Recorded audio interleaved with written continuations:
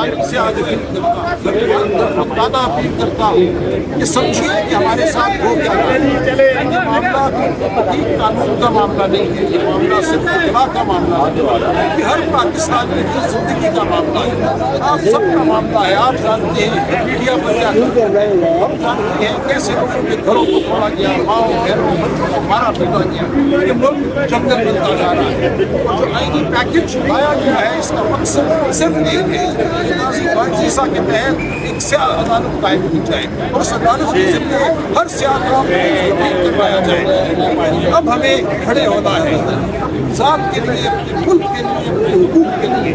یہ معاملہ سیاسی نہیں ہے، یہ نہ INF کا معاملہ ہے صرف، نہ PTI کا معاملہ ہے صرف، یہ ہر پاکستانی کا معاملہ ہے۔ اگر اس ملک میں قانون نہیں ہوگا آپ میں کوئی بھی محفوظ نہیں، نہ اس ملک میں سرمایہ کاری آئے گی، نہ ترقی ہوگی، نہ یہاں نوکریاں بنے گی۔ میں آپ سب سے یہ اپیل کرتا ہوں اس معاملے کو سمجھیے، ہماری گفتگو آپ کے ساتھ جاری رہے گی۔